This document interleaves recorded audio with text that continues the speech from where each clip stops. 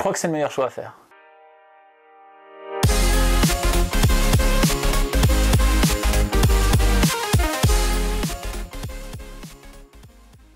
Salut à tous, c'est Léo de la chaîne TechMaker. Aujourd'hui, on va parler de la Chromecast 2.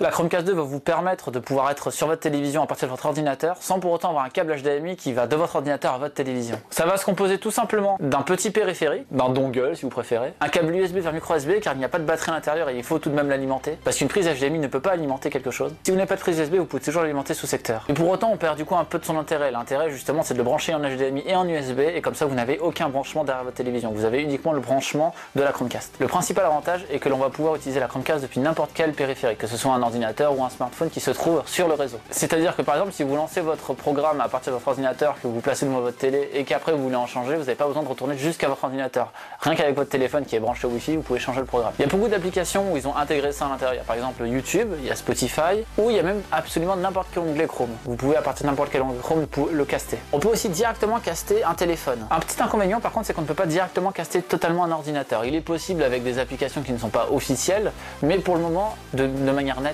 en tout cas, l'ordinateur ne peut pas le faire. Tout simplement pour pouvoir caster un onglet, par exemple sur votre ordinateur, vous allez rajouter une extension que je mettrai dans la description et avec cette extension, vous avez juste à cliquer dessus lorsque vous trouvez sur l'onglet que vous voulez caster et hop, ça se caste tout seul derrière. Encore une fois, au premier démarrage de la Chromecast, il faut tout de même la paramétrer avec le bon nom justement sur le réseau, mais une fois que c'est fait, il n'y a plus besoin de la paramétrer par la suite. Et elle est directement reconnue sur le réseau. Voilà, la vidéo est assez succincte, mais pour autant ça n'invente pas l'eau chaude, mais pour autant ça améliore quand même le quotidien parce qu'il n'y a pas besoin d'avoir autant de câbles qu'avant. Un petit peu comme ma vidéo sur le Raspberry au final. Un câble HDMI peut remplacer le truc, mais sans câble HDMI, du coup vous avez un branchement plus intéressant et pour de la domotique, c'est toujours super intéressant d'avoir tout qui est en sans fil. Je mets dans la description tous les liens qui sont utiles pour avoir des applications qui sont compatibles avec la Chromecast et ainsi que l'extension pour pouvoir caster n'importe quel onglet sur votre ordinateur. Si vous avez aimé la vidéo, n'hésitez pas à me suivre sur les différents réseaux sociaux, les liens se trouvent dans la description. C'était Léo de la chaîne TechMaker et surtout, n'arrêtez jamais d'apprendre. Salut!